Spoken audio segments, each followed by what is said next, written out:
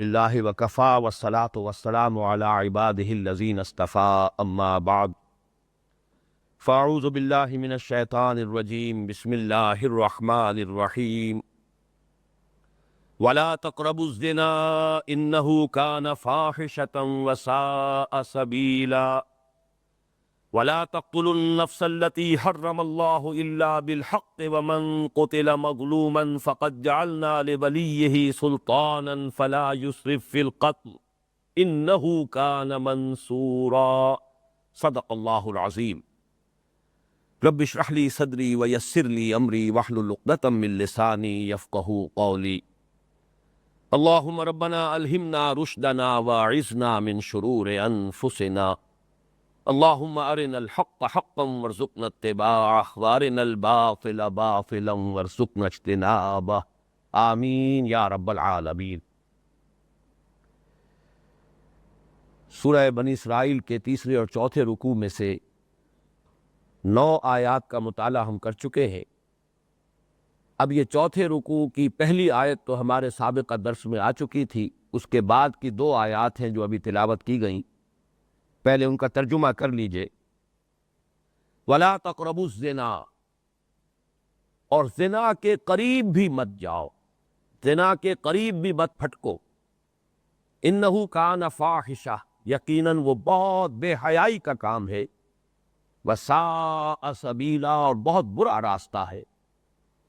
وَلَا تَقْتُلُوا النَّفْسَ الَّتِي حَرَّمَ اللَّهُ إِلَّا بِالْحَقِّ، اور مت قتل کرو اس جان کو جسے اللہ نے محترم قرار دیا ہے مگر حق کے ساتھ۔ ومن قتل مظلوما، اور جو کوئی قتل کر دیا گیا مظلومیت کے ساتھ ناحق، فقد جعلنا لولیہ سلطانا، تو ہم نے اس کے وارث کو ایک سند اور اختیار عطا کیا ہے۔ فلا یسرف فی القتل، تو وہ بھی قتل میں حد سے تجاوز نہ کرے۔ انہ کان منصورا، یقیناً اس کی مدد کی جائے گی۔ صدق اللہ العظیم۔ پہلی بات تو یہ نوٹ کر لیجئے کہ سورہ نحل کی جس آیت کا میں نے حوالہ پچھلی نشست میں دیا تھا، ان اللہ یأمر بالعدل والاحسان وایتاء ذی القربی، تو پہلی 9 آیات جو ہے ہمارے اس موجودہ درس کی، وہ گویا کہ ان اللہ یأمر بالعدل والاحسان وایتاء ذی القربی کی شرح پر مشتمل ہے، اور اس کے بعد جو دوسرا حصہ ہے وَيَنْهَىٰ عَنِ الْفَحْشَاءِ وَالْمُنْكَرِ وَالْبَغْيِ، اب یہ گویا کہ اس کی وضاحت شروع ہو رہی ہے۔ فحش، بے حیائی کا کام، جس میں کہ یوں سمجھیے کہ جو سب سے نمایاں کام بے حیائی کا ہے وہ زنا، تو سب سے پہلے بات اس کی شروع ہوئی وَلَا تَقْرَبُوا الزِّنَا إِنَّهُ كَانَ فَاحِشَةً وَسَاءَ سَبِيلًا۔ پھر ظلم اور تعدی، دست درازی، اس کی سب سے نمایاں شکل قتل ناحق۔ وَلَا تَقْتُلُوا النَّفْسَ الَّتِي حَرَّمَ اللَّهُ إِلَّا بِالْحَقِّ وَمَنْ قُتِلَ مَظْلُومًا فَقَدْ جَعَلْنَا لِوَلِيِّهِ سُلْطَانًا فَلَا يُسْرِف فِّي الْقَتْلِ إِنَّهُ كَانَ مَنْصُورًا۔ ان میں سے آج کی اس نشست میں ہم صرف پہلی بات پر غور کریں گے، وَلَا تَقْرَبُوا الزِّنَا إِنَّهُ كَانَ فَاحِشَةً وَسَاءَ سَبِيلًا، اس لیے کہ میرے نزدیک یہ اسلام کے معاشرتی نظام کی وہ اہم بحث ہے جس پر کہ کما حقہ توجہ صرف کی جانی ضروری ہے۔ یہ گویا کہ ایک بہت بڑا آبجیکٹو ہے جو قرآن نے معین کیا ہے۔ ہمارا پورا معاشرتی نظام در حقیقت اس ہدف کے لیے اس نے ایک خاص صورت اختیار کی ہے، سیگریگیشن آف سیکسز، مخلوط معاشرہ نہ ہو، اس لیے کہ یہ اختلاط جو ہے مرد و زن کا آزادانہ اختلاط، اسی سے وہ صورتیں پیدا ہوتی ہے کہ جو بالآخر زنا پر منتج ہونے والی۔ اسی طرح سطر اور حجاب کے احکام، یہ وہ چیزیں ہیں کہ جس نے مسلمان معاشرے کو ایک خاص شکل دی ہے، بقیہ معاشروں سے وہ بالکل ممیز ہے اس اعتبار سے، یہاں تک کہ ہمارا طرز تعمیر اس سے متاثر ہوا، ہمارا آرکیٹیکچر اس سے متاثر ہوا، ہمارے ہاں گھروں کی تعمیر اس انداز کی شروع ہوئی، مردانہ علیحدہ زنانہ علیحدہ، مردانے سے پھر اس آگ گزر کر ڈیوڑی سے گزر کر پھر زنانے میں جانا ہوگا۔ یہ ساری چیزیں ہماری تہذیب، ثقافت، ہمارے کلچر نے جو ایک خاص شکل اختیار کی ہے، ان تمام چیزوں میں جو اصل آبجیکٹو ہے، جو اصل ٹارگٹ ہے، جو اصل ہدف ہے، وہ یہ ہے سد باب جس کا کرنا ہے وہ زنا ہے۔ اس لیے کہ واقعہ یہ ہے کہ انسان میں یہ جنسی کشش جو ہے، دونوں جو بھی اللہ تعالیٰ نے صنفین بنائے ہیں ان میں ایک دوسرے کے لیے کشش، اگر یہ بے پناہ کشش نہ ہو تو تمدن کا یہ سارا ہنگامہ جو ہے یہ ہو ہی نہ. یہ ساری یہاں کی رونق ہے، یہ ساری یہاں کی جو بھی آبادی ہے وہ تو اسی کے طفیل ہے کہ انسان میں جنسی جذبہ رکھا گیا ہے، اور بہت ہی قوی جذبہ.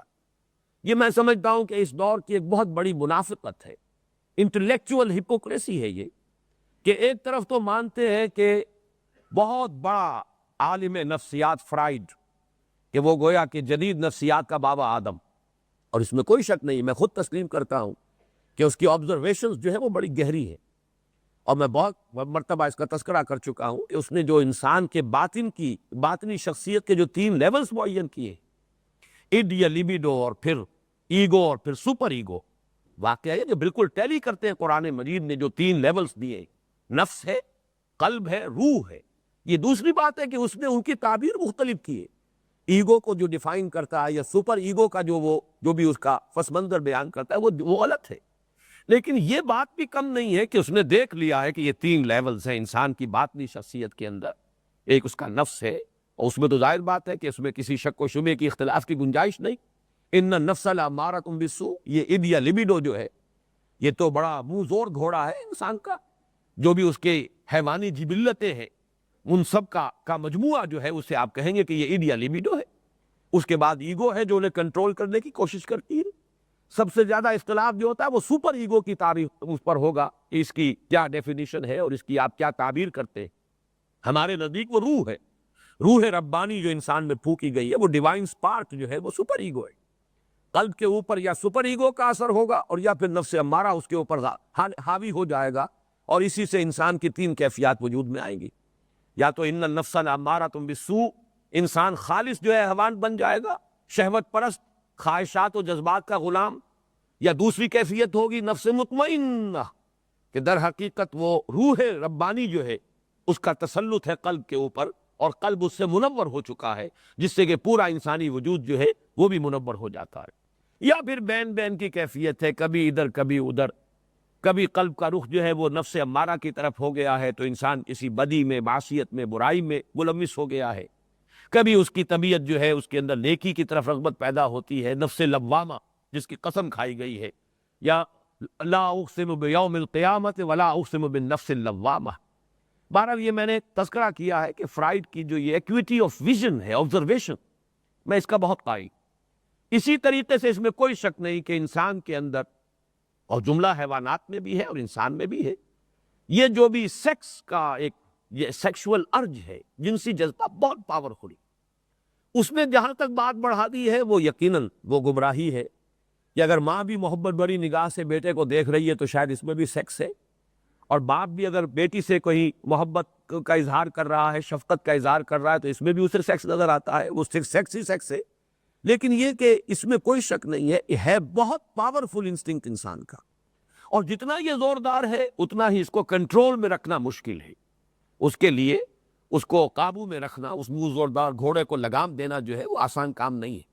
اس کے لیے دور دور قدغنیں لگانی پڑیں گی، دور دور اس کے لیے جو ہے سد باب کرنا ہوگا.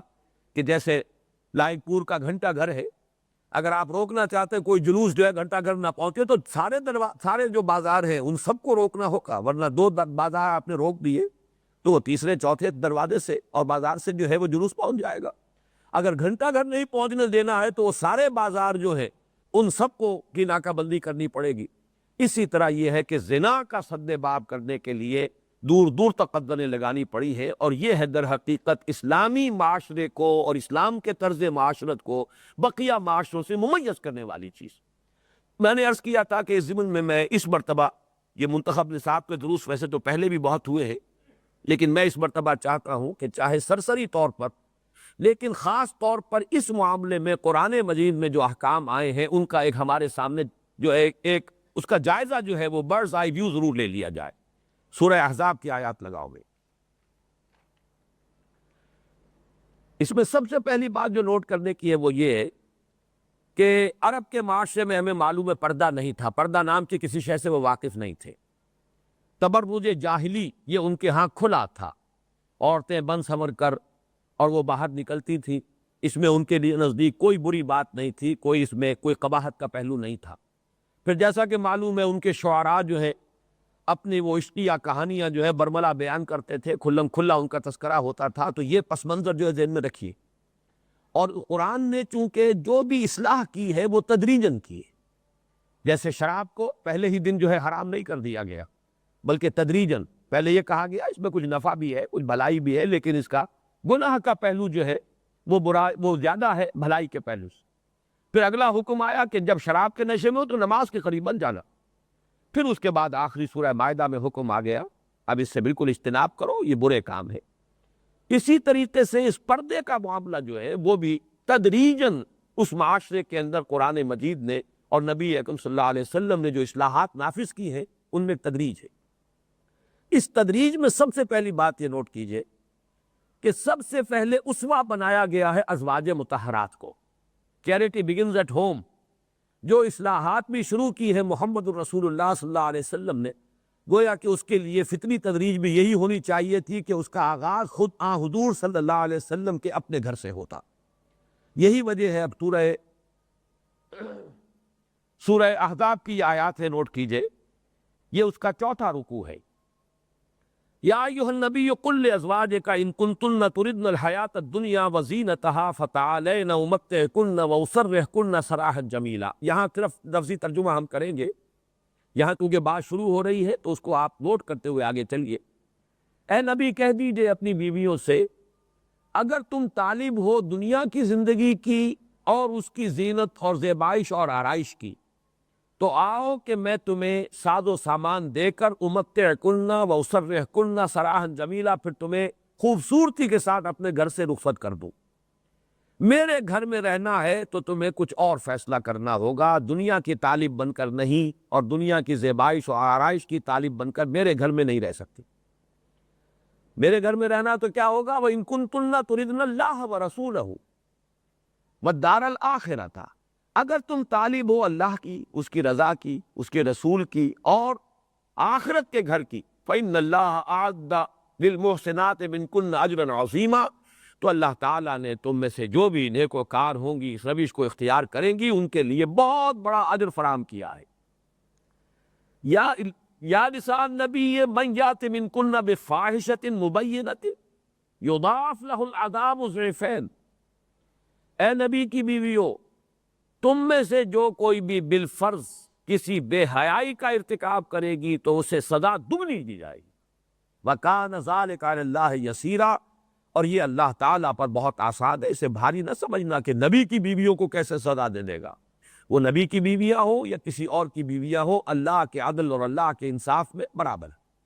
جیسے کہ سورہ تحریم میں ہم پڑھ چکے کہ حضرت نوح اور حضرت لوط کی بیویاں، قیل ادخلوا النار مع الداخلین، کہہ دیا گیا کہ داخل ہو جاؤ آگ میں داخل ہونے والوں کے ساتھ، چاہے اولو العزم من الرسل کے گھروں میں آباد تھی۔ کانتا تحت عبدین من عبادنا صالحین فخانتاہما فلم یغنیا عنہما من اللہ شیئا، یہ ہم پڑھ چکے ہیں۔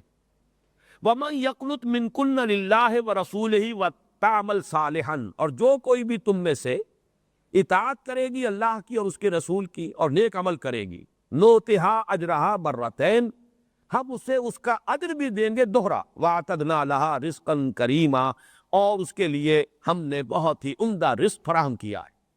یہ جو 4 آیتیں ہم نے پڑھ لی ہیں، نوٹ کر لیجئے، اس سے اصل مقصد کیا ہے کہ ازواج مطہرات کو اسوہ بنایا جانا مقصود ہے اس امت کی خواتین کے لیے، اس لیے کہ اسی سورہ مبارکہ میں وہ آیت وارد ہوئی ہے کہ لَقَدْ كَانَ لَكُمْ فِي رَسُولِ اللَّهِ أُسْوَةٌ حَسَنَةٌ، اے مسلمانوں تمہارے لیے اللہ کے رسول کی شخصیت میں، ان کی ذات مبارک میں ایک اسوہ حسنہ ہے، بہت عمدہ مثال ہے۔ تو یہ بات میں سیرت کی تقاریب میں تفصیل کے ساتھ عرض کیا کرتا ہوں، اس وقت تو صرف اشارہ ہی کر سکتا ہوں کہ حضور کا اسوہ اتنا گمبھیر ہے، اتنا جامع ہے کہ جس حیثیت کا آپ تصور کریں گے انسانی زندگی میں، اس حیثیت میں حضور کا اسوہ موجود ہے۔ کسی صدر ریاست کے لیے بھی اسوہ موجود ہے، سپہ سالار کے لیے بھی اسوہ موجود ہے، قاضی القضات کے لیے بھی اسوہ موجود ہے، مبلغ، معلم، مربی، مزکی، خطیب، امام، سب کے لیے اسوہ موجود ہے محمد الرسول اللہ صلی اللہ علیہ وسلم کی سیرت مطہرہ۔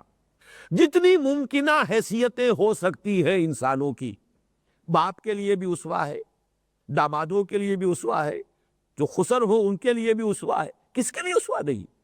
گمبھیر ترین زندگی ہے، اتنی جامع زندگی ہے، یہ خود ایک بہت بڑا اعجاز ہے حضور کی شخصیت کا۔ آپ دیکھیے کہ ایک شخص مربی ہے، معلم ہے، مزکی ہے، اب وہ کہیں سے سالار نظر نہیں آئے گا، کہیں گھوڑے کی پیٹھ پر سوار ہو اور وہ کسی لشکر کو کمانڈ کر رہا ہو۔ یہی وجہ ہے وہ ڈاکٹر مائیکل ہارٹ نے جو ایک selection and gradation of 100 most influential personalities of human history, ان کے اندر نمبر 1 پر شمار کیا حضور کو. And this is because he is the only person supremely successful in both the secular and the religious fields. دونوں میدانوں میں انتہائی کامیاب انسان تو ایک ہی، لیکن ایک پہلو سے خلا ہے حضور کے اسوے میں. خواتین کے لیے ان کی نسوانی زندگی کے لیے تو خلا ہے. ایک بیوی کو کیسے بیہیو کرنا چاہیے حضور کے اندر، حضور کی شخصیت میں تو اسوہ نہیں ملے گا. ایک بیٹی کو کیسے بیہیو کرنا چاہیے اپنے باپ کے سامنے، والدین کے سامنے، حضور کی زندگی میں تو اسوہ نہیں مل سکتا. یہ ایک خلا ہے واحد، اور اس خلا کو پر کیا گیا ازواج مطہرات کے ذریعے سے. اسی لیے کہا گیا تمہارا معاملہ لستن کاحد من النساء، تم عام عورتوں کے مانند نہیں ہو، اس لیے کہ تمہیں اسوہ بننا ہے. اسوہ محمدی صلی اللہ علیہ وسلم میں جس پہلو سے ایک خلا ہے، اس خلا کو پر کرنا ہے. اسی وجہ سے تمہارا مقام یہ کہ تم اگر کوئی غلط حرکت کرو گی تو سزا دگنی ملے گی، اور تم اگر صحیح راستے پر چلو گی تو چونکہ تم نے صحیح راستے کی مثالیں قائم کی ہوں گی اس امت کی خواتین کے لیے ابد الآباد تک کے لیے، لہذا تمہارا اجر بھی دوہرا ہوگا. اب یہاں سے بات شروع، یہ تو تمہید تھی. یا نساء النبی لستن کاحد من النساء، اے نبی کی بیویوں تم عام عورتوں کے مانند نہیں ہو. ان اتقیتن فلا تخضعن بالقول فیطمع الذی فی قلبہ مرض وقلن قولا معروفا وقرن فی بیوتکن ولا تبرجن تبرج الجاہلیۃ الاولی واقمن الصلاۃ وآتین الزکاۃ واطعن اللہ ورسولہ انما یرید اللہ لیذہب عنکم الرجس اہل البیت ویطہرکم تطہیرا. اے نبی کی بیویوں تم عام عورتوں کے مانند نہیں ہو، تو اگر تم اللہ تعالیٰ کا خوف دل میں رکھتی ہو، ان اتقیتن فلا تخضعن بالقول، اس میں ادھر بھی اشارہ ہو سکتا ہے کہ ہو سکتا ہے کہ کوئی شخص جو آیا ہے اجنبی، دروازے پر آیا ہے، وہ کوئی پیغام دینے آ گیا ہے، اگر اس کے بارے میں اندیشہ ہو کہ وہ کوئی اچھا آدمی نہیں ہے.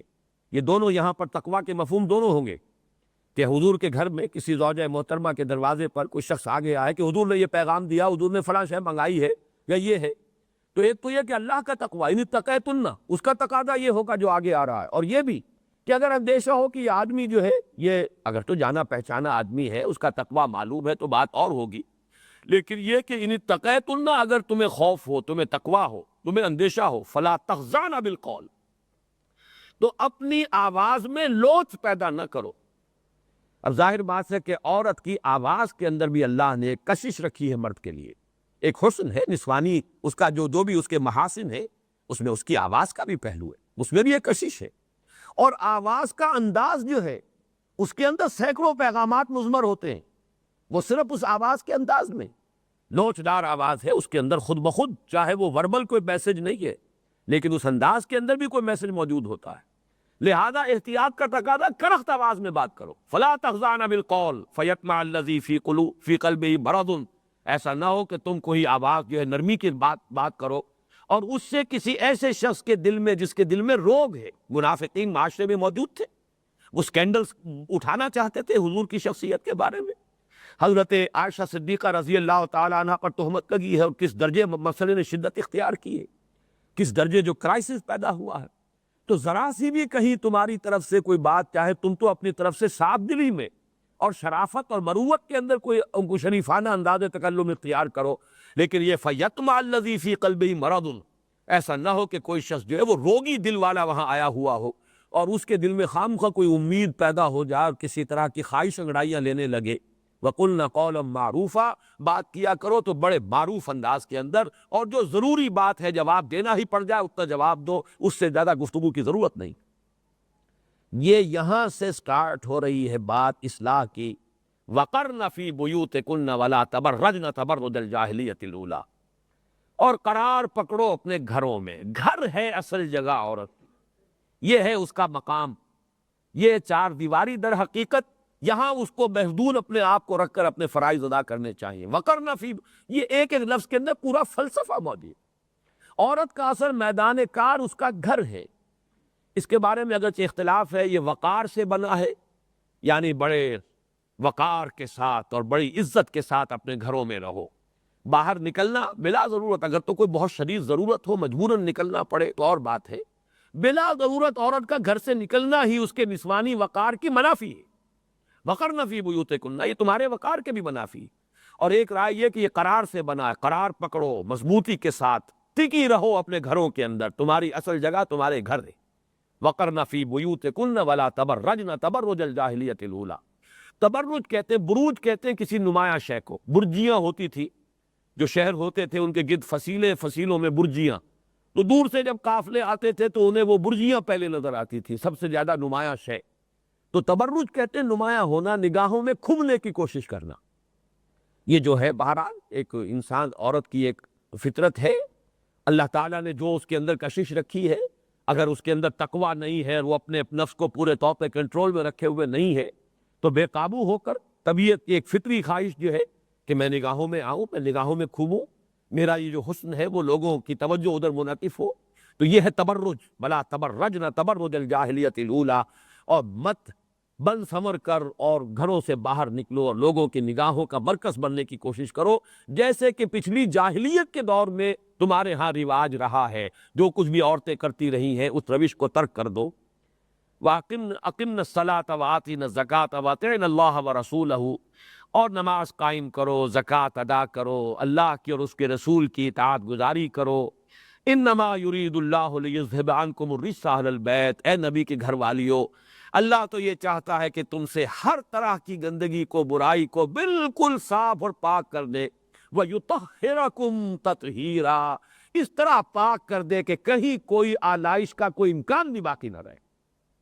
یہ جو مفعول مطلق کہلاتا ہے، کسی فعل کے بعد اس کے مصدر کو لانا ایک منصوب شکل میں، یطہرکم تطہیرا، یہ گویا کہ اس فعل کو اپنی تکمیلی شکل میں، ضربتہ ضربن، میں نے اسے مارا جیسے کہ مارنے کا حق ہوتا ہے. ایسے ہی نہیں میں کہہ رہا میں نے مارا ہے جیسے مارا جاتا ہے. وہی بات کہی جا رہی ہے، یطہرکم تطہیرا، تمہیں پاک کر دے، جو پاک کرنے کا آخری حق ہے وہ ادا کر دے، تاکہ تم نمونہ بنو، تم اسوہ بنو. جیسے محمد صلی اللہ علیہ وسلم مردوں کے لیے اسوہ کامل ہے، بہرحال عورتوں کے لیے بھی بہت سے اعتبارات سے حضور کی شخصیت میں اسوہ موجود ہے. لیکن خاص ان کی نسوانی زندگی میں ان کا جو طرز عمل ہونا چاہیے عورت کی حیثیت سے، اس میں تمہیں اسوہ بننا ہے. لہذا تمہیں تو پوری طرح دھو کر، پاک کر کے، صاف کر کے رکھنا ہے اللہ نے، کہ کہیں کوئی آلائش سرے سے موجود نہ رہے، اس کا امکان بھی باقی نہ رہے. وَيُطَهِّرَكُمْ تَطْهِيرًا. اس میں وہ بحث چھوڑ دیجئے اس وقت کہ یہ اہل البیت کا لفظ جو ہے ہمارے ہاں غلط طریقے پر ایک خاص طبقے نے اس کو عام کر دیا ہے. اس میں ہم بھی اور ہی کا فرق کرتے ہیں. صرف اصل اہل بیت تو حضور کی ازواج ہی ہیں. البتہ ان میں حضور نے حضرت فاطمہ، حضرت علی اور حضرات حسنین کو بھی شامل کر لیا ہے.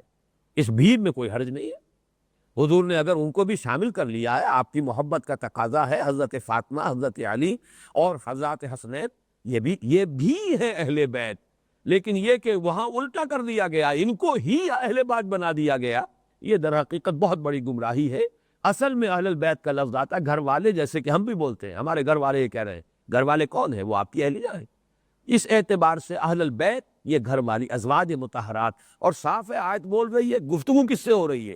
یا حضرت فاطمہ سے گفتگو نہیں ہے، یا حضرت حسین یا حضرت حسن سے گفتگو کا کوئی محل نہیں ہے. مقام یا نساء نبی لستن کاحد من النساء، تم عام عورتوں کے مانند نہیں ہو. اللہ تعالیٰ چاہتا ہے کہ تمہیں تو بالکل پاک اور صاف کر دے تاکہ تم اس امت کی عورتوں کے لیے اسوہ بن جاؤ. اب ذرا آگے چلیے، اس سے آگے جب یہ اب جو اصلاح کا عمل بڑھتا ہے،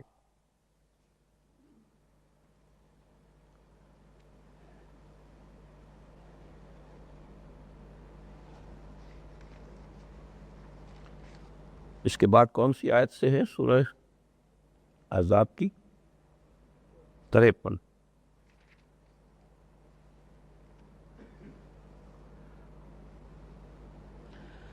یا ایھا الذین آمنوا لا تدخلوا بیوت النبی. اے اہل ایمان مت داخل ہوا کرو نبی کے گھروں میں۔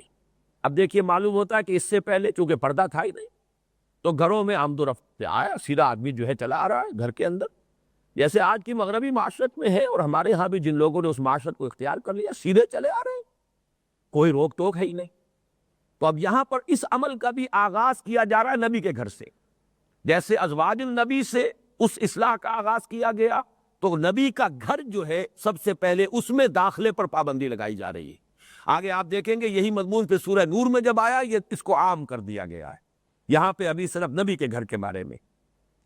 یا ایھا الذین آمنوا لا تدخلوا بیوت النبی الا ان یؤذن لکم الی طعام غیر ناظرین اناہ ولکن اذا دعیتم فادخلوا فاذا طعمتم فانتشروا ولا مستأنسین لحدیث۔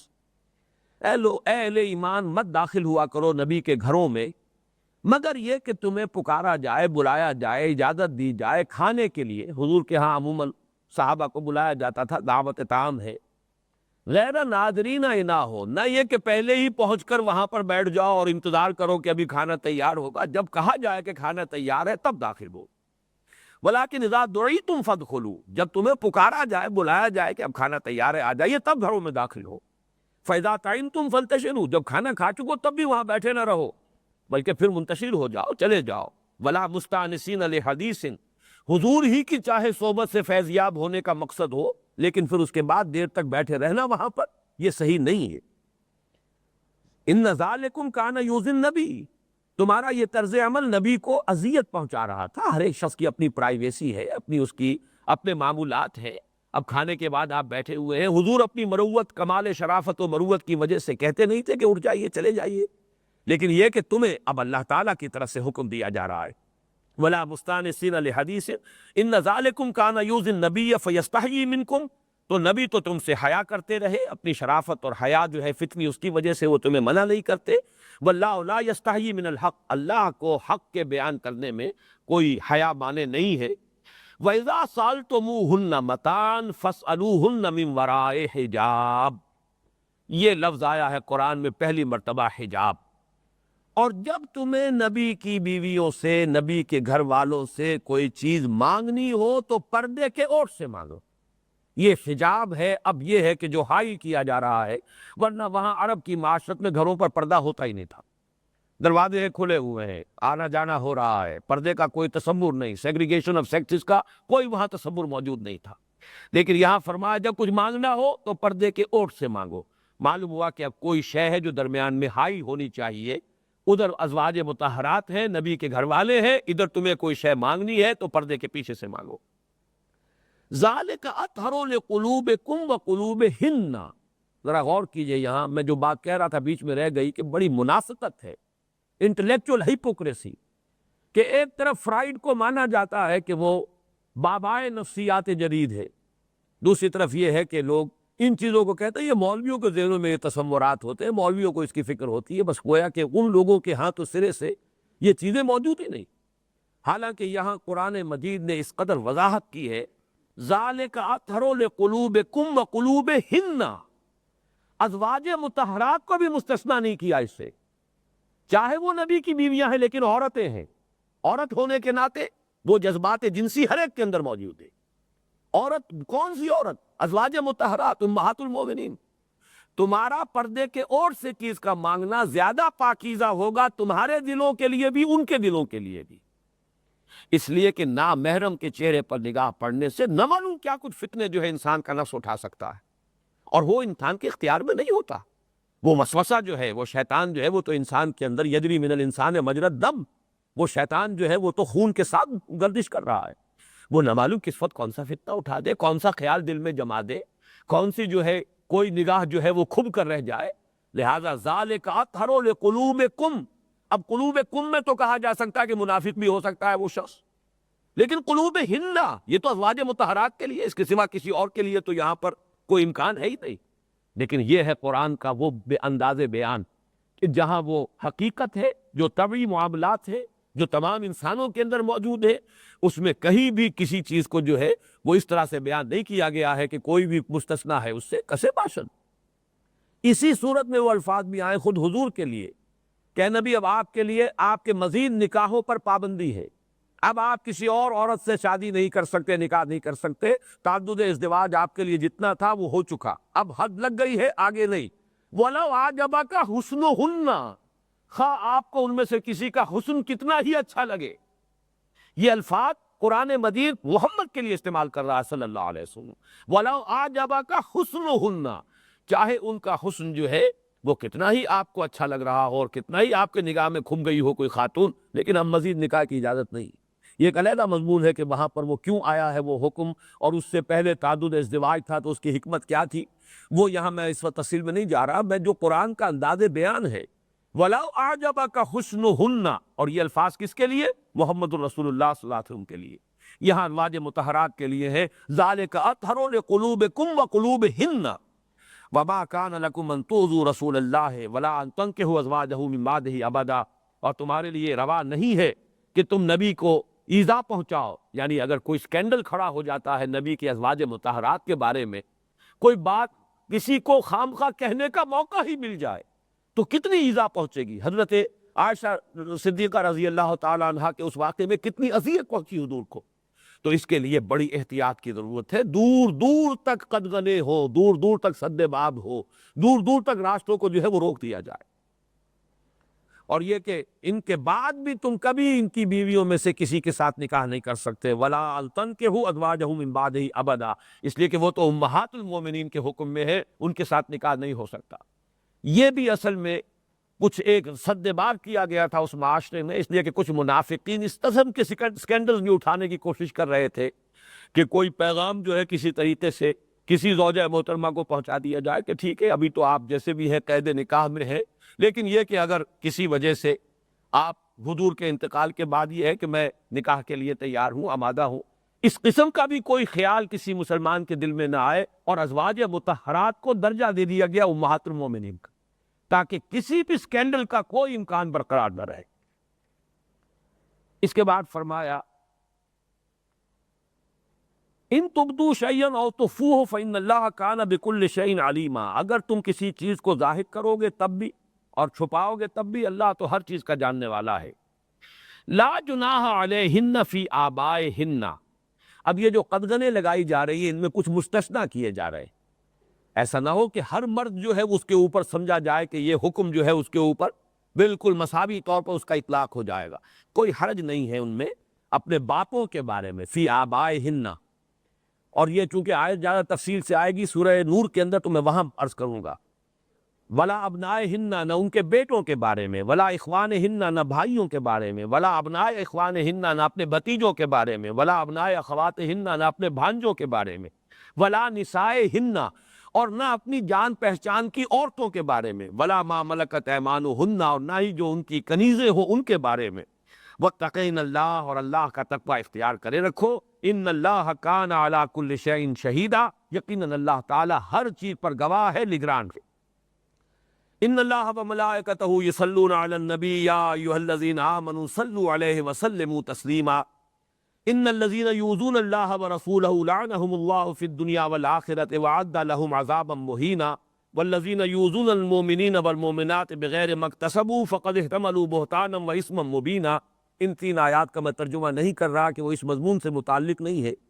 اب اگلی آیت لیجئے، یا ایھا النبی قل لازواجک وبناتک ونساء المؤمنین یدنین علیہن من جلابیبہن، اے نبی کہہ دیجئے اپنی بیویوں سے بھی اور اپنی بیٹیوں سے بھی اور اہل ایمان کی عورتوں سے بھی۔ اب یہاں اس حکم کو ایکسٹینڈ کیا جا رہا ہے، ابھی تک ازواج سے بات ہو رہی تھی، چیریٹی بگنز ایٹ ہوم، اب تک کی ساری گفتگو جو ہے ازواج النبی سے، اس لیے کہ جو بھی اصلاح کا عمل شروع ہوا وہ حضور کے اپنے گھر سے، اور گھر والوں کا مصداق عمل ازواج مطہرات، لیکن اب اس کو ایکسٹینڈ کیا ہے، یہ تدریجاً جو ہے اب یہ اصلاح کا عمل پھیل رہا ہے۔ اے نبی کہہ دیجئے لازواجک کا اپنی بیویوں سے، ببناتک اور اپنی بیٹیوں سے، ونساء المؤمنین اور تمام اہل ایمان کی خواتین سے، یدنین علیہن من جلابیبہن، لٹکا لیا کریں اپنے چہروں پر اپنی بڑی چادروں کا ایک حصہ، ذالک ادنیٰ یعرفنا، یہ قریب تر ہوگا اس سے کہ ان کو پہچان لیا جائے کہ یہ شریف مسلمان گھرانے کی بیویاں ہیں، فلا یوزین، تو ان کو ایذا نہ پہنچائی جائے. واللہ فکان اللہ غفور الرحیم، اللہ غفور الرحیم تھے. اس ٹکڑے کو سمجھ لیجئے، کیونکہ اس معاشرے میں ابھی اصلاح کا عمل اور قانون کا جو نفاذ ہے ابھی پورے طور پر نہیں ہوا ہے. لہٰذا یہ جو الفاظ آئے ہیں کہ تاکہ پہچان لی جائیں، معلوم ہو جائے آخر وہیں پر یہودی بھی آباد تھے، یا وہاں پہ کنیزیں بھی تھیں، یا اور بھی اس طرح کے ابھی جو طبقات کا معاملہ ہے وہاں موجود تھا. تو مسلمان شریف گھرانوں کی بیویوں کو ممیز کرنے کے لیے گویا کہ یہ حکم دیا گیا کہ وہ اپنی بڑی چادروں کا ایک حصہ، ان کا ایک پلو اپنے چہروں کے سامنے بھی لٹکائیں. تفصیل میں جانے کا یہ موقع نہیں ہے، اس پر میں سمجھتا ہوں کہ بہت عمدہ بحث مولانا مودودی نے تفہیم القرآن میں کی ہے کہ ادناء جلباب اور ادناء جلباب کے ساتھ من کا لفظ جو آیا، اس کا مفہوم کیا ہے. جلباب کا لفظ جو ہے یہ عرب کے اندر معروف تھا.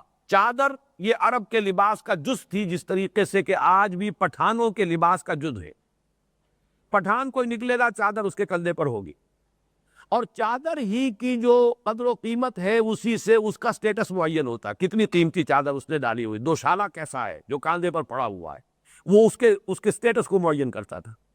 عورتیں بھی نکلتی تھی چادریں، لیکن چادریں پڑی ہوئی ہیں بس، جیسے مردوں کے کندھوں پر پڑی ہوئی چادر ایسی عورت کے کندھے پر چادر ہے. لیکن یہ کہ وہاں بھی یہ ضرور تھا کہ شریف خواتین جو ہیں، وہ جو خواتین نکلتی تھیں وہ اپنی ان چادروں پر کو لپیٹ لیتی تھی اپنے پورے وجود پر. مردوں کے لیے ضروری نہیں ہے، لیکن عورتیں یہ کرتی تھی. اس میں اضافہ یہ کیا گیا کہ اس کا ایک حصہ من جلبابہن، من جلابیبہن، اس کا ایک حصہ جو ہے وہ لٹکا لیا کرے. یہ ہے جس کو کہ آج بھی آپ پٹھانوں کے معاشرے میں جا کر دیکھ لیجئے، جس طرح وہ چادر خواتین لیتی ہے اور جس طریقے سے چہروں کو بھی چھپا لیتی ہیں اس میں. یا آج بھی دیہاتی علاقہ جو ہے ایران کا، اس کے اندر آپ جا کر دیکھیے وہ چادر کو جس طریقے سے لیتی ہے، ایک آنکھ کھلی ہوتی ہے، باقی پورا وجود چادر میں چھپا ہوتا ہے. وہ چادر مراد ہے، وہ چادریں نہیں ہیں جو آج کل جو ہمارے یہاں رواج ہو رہا ہے، برقعے کی بجائے چادر. لیکن وہ چادر جو ہے حقیقت میں وہ یعنی جو اس کی اصل مقصود ہے وہ اس کو پورا نہیں کر رہی. لیکن یہاں اب گویا کہ حکم آیا ہے چہروں کو چھپانے کا، چہروں کو ڈھانپنے کا. اور اس کا سب سے بڑا ثبوت یہ ہے، اس آیت کو حجاب کی آیت جو سورہ احزاب میں آئی جو ہم پڑھ چکے، فَصَلُونَ مِن وَرَائِ حجاب، اور یہ جو جلباب کی آیت آئی ہے اسی کے حوالے سے سورہ نور چونکہ نازل ہوئی ہے تقریباً 1 سال بعد، ان احکام کا جو آگے ارتقا ہوا ہے وہ سورہ نور میں ہے، اور انہی کی مزید جو شرح ہوئی ہے. اور یہ دونوں صورتیں جو ہیں سورہ نور اور سورہ احزاب یہ آپس میں جوڑے کی شکل میں ہے. یہ انشاءاللہ اگلی نشست میں پھر تفصیل سے عرض کروں گا، اس لیے کہ اب تو وقت تیزی سے ختم ہو رہا ہے. اس وقت یہ نوٹ کر لیجئے کہ جو احکام تدریجاً یہاں شروع ہوئے ہیں وہ اپنی تکمیلی شکل کو پہنچیں گے سورہ نور میں. اور ایک فرق یہ ہے کہ یہاں گھر سے باہر کا جو پردہ ہے اس کا تذکرہ ہے، وہاں گھر کے اندر داخل ہونے کے بعد جو احکام ہے وہ وہاں پر ان کا تذکرہ ہے. ایک پردہ گھر کے اندر ہے وہ ستر ہے، ایک پردہ گھر کے باہر ہے وہ حجاب ہے. مسلمان عورت گھر سے باہر نکلے گی حجاب کے ساتھ نکلے گی، گھر کے اندر رہے گی ستر کے ساتھ رہے گی، وہ بھی پردہ ہے. اور اسی کو آپ کہہ سکتے ہیں کہ گھر سے باہر نامحرموں والا پردہ ہے، گھر کے اندر محرموں سے پردہ ہے. محرم سے بھی پردہ ہے ایک، وہ پردہ جو ہے کس درجے کا ہے جس کے لیے کہ ہمارے یہاں اصطلاح ستر کی ہے، یہ انشاءاللہ پھر آج وقت نہیں ہے، اگلی نشست میں عرض کروں گا. اس وقت یہ نوٹ کر لیجئے کہ یہ جلباب یہ ان کی روایت تھی، اور یہاں در حقیقت اس کو ایکسٹینڈ کیا گیا ہے کہ اسے چہروں پر بھی لٹکاؤ. چنانچہ جو حضرت عائشہ صدیقہ رضی اللہ تعالی عنہا پر جو تہمت لگی اس کا واقعہ یہ ہے، غزوہ بنی المصطلق سے واپس آ رہے تھے، رات کو ایک جگہ قیام تھا پورے لشکر کا، حضرت عائشہ صدیقہ ساتھ تھی. حضور کے ہر سفر میں ایک نہ ایک زوجہ محترمہ ساتھ ہوتی تھی، حضرت عائشہ ساتھ تھی. حضرت عائشہ بہت دبلی پتلی، نو عمر، ان کا کوئی وزن خاص تھا نہیں.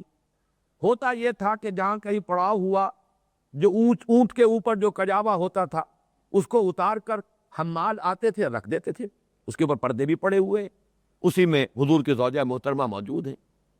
اس کے بعد جب چلنا ہوتا تھا وہ آتے تھے اور اس کو اٹھاتے تھے اور اونٹ کے اوپر پھر رکھ دیتے تھے. ہوا یہ کہ حضرت عائشہ صدیقہ کو رضی اللہ تعالی عنہا کو پیشاب کی حاجت ہوئی، وہ وہاں سے نکل کر گئی، فاصلے پر گئی، واپس آ رہی تھی، محسوس ہوا آ کر کہ میرا ہار کہیں گر گیا ہے ٹوٹ کر. واپس چلی گئی دیکھنے کے لیے اپنے ہار کی تلاش میں. اتنی دیر میں کوچ کا وقت ہو گیا اور ابھی آپ واپس نہیں آئی ہیں کہ وہ حمال آئے اور انہوں نے اٹھایا اس کو، جو بھی وہ کجاوا یا جو بھی آپ اسے کہیں اسے اٹھا کر اور اونٹ پر رکھا اور چل دیے. انہیں اندازہ ہی نہیں ہوا کہ اس میں تو ام المومنین ہے ہی نہیں، اس لیے کہ نو عمری، دبلا پتلا جسم، وزن کو خاص تھا نہیں، انہیں اندازہ نہیں ہوا. لشکر چلا گئے. واپس آئیں تو یہاں تو اب ہو کا عالم ہے، لشکر تو روانہ ہو چکا. بڑی عقل مندی کا ثبوت دیا حضرت عائشہ صدیقہ رضی اللہ تعالیٰ عنہ نے. بہت ذہین، بہت طباع خاتون تھی، اس میں کوئی شک نہیں. ابو بکر کی بیٹی ہے رضی اللہ تعالیٰ عنہ، اور بہرحال کوئی ایسے ہی ان کے اوصاف تھے کہ اللہ تعالیٰ نے انہیں پسند فرمایا ہے اور ان کو ہی ذریعہ بنایا ہے. سب سے بڑی معلمہ امت جو ہے وہ تو در حقیقت حضرت عائشہ صدیقہ ہے، نہ صرف خواتین کے لیے بلکہ فقہائے صحابہ میں ان کا شمار ہے. جو چوٹی کے ٹاپ کے صحابہ ہیں کہ جن کو فقہا کہا جاتا ہے، کہ جو اصل احکام کی حکمتوں کے جاننے والے اور بصیرت باطنی رکھنے والے، ان اصولوں کو جاننے والے کہ جن پر کے احکام مبنی ہوتے ہیں، ان میں حضرت علی ہے، حضرت عمر ہے. اس ٹاپ کے جو صحابہ ان میں حضرت عائشہ صدیقہ کا جو شمار ہے فقہائے صحابہ. فوراً طے کر لیا کہ میں یہاں سے نہ ہلوں، اس لیے کہ جہاں پہ اب میں ادھر ادھر گئی تو نہ معلوم کدھر بھٹک جاؤں، اس لیے وہیں پر بیٹھ گئی کہ جب بھی پتہ چلے گا کہ یہ تو خالی آ گیا ہے، وہ حوض جو ہے اس کے اندر تو عائشہ موجود نہیں ہے رضی اللہ تعالی عنہ، تو واپس آئیں گے تو آئیں گے اپنے اسی راستے پر. تو وہیں پہ اب چونکہ وہ سفر تو ہوتے تھے رات کے وقت، وہ اسی میں اسی اپنی رات کی تاریکی میں وہیں پر بیٹھی اونگ گئی، سو گئی. سونے کی وجہ سے اپنے چہرے پر سے ان کی چادر ہٹ گئی. یہ رواج موجود تھا وہاں لشکر کے ساتھ. پیچھے پیچھے کچھ لوگ چلتے تھے کہ وہ دیکھتے ہوئے آئے لشکر سے پیچھے کہ کوئی رہ تو نہیں گیا، کوئی بیمار تو نہیں ہے کہ جو نہ چل سکا ہو، لشکر کے ساتھ جا نہ سکا ہو، کوئی سامان پڑا کو نہیں رہ گیا کسی کا. اس کے لیے صفوان ابن معطل رضی اللہ تعالی عنہ، یہ ایک صحابی ہے کہ جن کے یہ ذمہ تھا. وہ آئے، دیکھا کہ یہاں کوئی چیز پڑی ہوئی ہے، وہ گٹھڑی سی پڑی ہوئی ہے، کیا ہے؟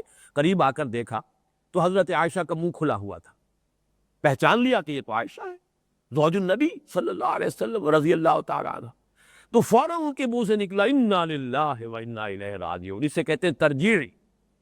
حضرت عائشہ فرماتی ہے کہ ان کی اس ترجیح سے جب انہوں نے یہ الفاظ کہے انا للہ و انا الیہ راجعون تو میری آنکھ کھل گئی. اور صفوان نے مجھے اس لیے پہچان لیا کہ آیت حجاب کے نازل ہونے سے پہلے انہوں نے مجھے دیکھا ہوا تھا. یہ الفاظ ہے جس کے لیے میں نے یہ سارا واقعہ آپ کو سنایا ہے.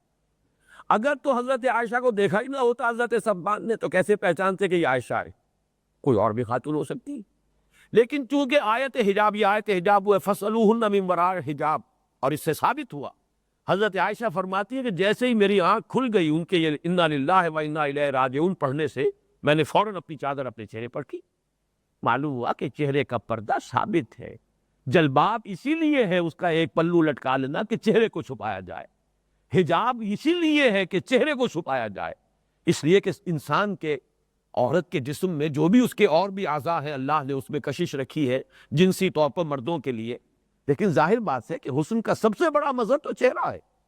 اس سے آپ ویسے بھی کہتے ہیں چہرہ جو ہے وہ تو انسان کے ذہن کا بھی انڈیکس ہے، اور انسان کی ذہانت بھی ہے وہ بھی چہرے پر ظاہر ہو رہی ہوتی ہے. تو جو نسوانی حسن ہے اس کا بھی سب سے بڑا مظہر تو چہرہ ہے. تو چہرے کا پردہ شرط لازم ہے. آیت حجاب سے یہی ثابت ہوا. فَاسْأَلُوهُنَّ مِنْ وَرَاءِ حجاب. ظاہر بات ہے گھروں میں حضور کے ازواج مطہرات جو ہے وہ عریاں تو نہیں ہوتی تھی، بغیر لباس کے تو نہیں ہوتی. حجاب کس لیے ہے؟ چہرے کو چھپانے کے لیے. جلباب میں سے لٹکا لیا کرو کس لیے ہے؟ تاکہ چہروں کو چھپاؤ. اور حضرت عائشہ صدیقہ رضی اللہ تعالی عنہ کی یہ روایت جس میں کہ انہوں نے فرمایا کہ چونکہ صفوان ابن معطل نے مجھے آیت حجاب کے نزول سے پہلے دیکھا ہوا تھا، اس لیے مجھے پہچان لیا کہ میں عائشہ ہوں، زوج النبی ہوں صلی اللہ علیہ وسلم رضی اللہ تعالی عنہ. تو انا للہ و انا الیہ راجعون انہوں نے کہا، اس پر میری آنکھ کھلی اور میں نے فوراً اپنی چادر اپنے چہرے پر کری.